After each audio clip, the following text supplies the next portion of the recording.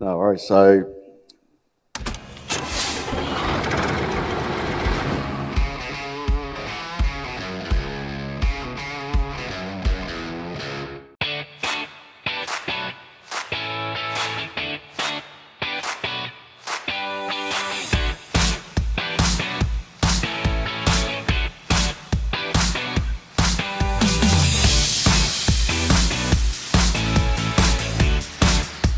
planning and preparation prevents piss poor performance on that one, Matt.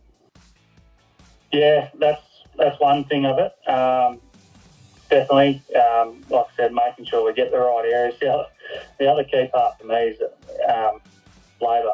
So obviously I'm away a few days a week doing that, so I'm not always going to be the one on there doing it, whether it's, I've got either dad on there or, a backpacker or something like that. It's just the ability to put anyone on there and know you're getting it right. One thing we have seen, and Haeusler's are very good at it, is that machinery companies nowadays are actually taking a lot more interest in what you guys as growers obviously want to achieve and trying to find a better return on investment for you guys. And at the end of the day, you buy these machines, they're capable of doing all these, cool things nowadays, and, lean on them a little bit and get them to point you in the right direction.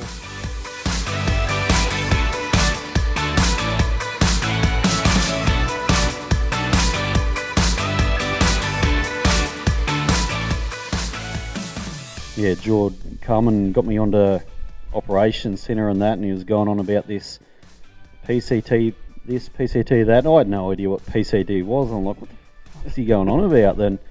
Yeah, he signed me up for it, got the PCT Ag link to the Operations Centre, and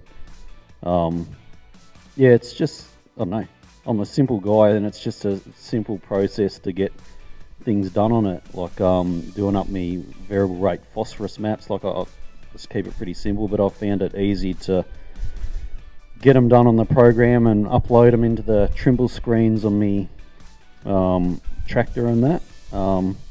Yeah, it's a very simple process of doing it, just with the My Transfer app. Just selecting what screen you're running, and yeah, basically it looks like you can use My John Deere for everything in it, any sort of brand pretty much it looks. So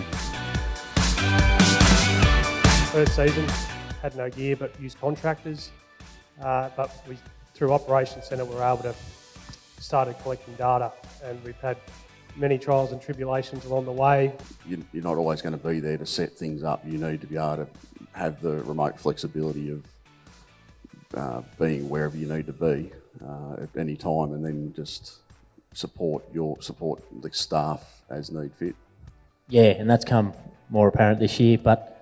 And even last cropping, I think there was 4 or 5 fences that got a bit close to the air seeder and things like that. Whereas there's been a lot of talk about getting everything in place first. So we've had boundaries done, but they were on the boom and things like that. But hopped in the ute this year and rigged up a setup like this and drove every boundary of every paddock, so that in theory, it doesn't matter who you put in there. You've got an AB line and a boundary. Don't touch the screen, just go okay, and off you go. Yeah, you can pull into the paddock. In terms of the way I see also the correlation between what's happening in ag at the moment in terms of this data and technology, it's very similar in a way to what we do with our car racing, because when I drive my racing car, there's a series of engineers that collate all the data from when I'm driving. And 30 years ago, you'd have 2 guys jump in one of these buggies, for example, cut a lap around a racetrack and just look at the stopwatch. One person would be faster, one would be slower. Now they tell you who's faster and slower at every single corner and how they're doing it. So they measure where we jump on the brake pedal, which is equally matched with when we jump off the throttle.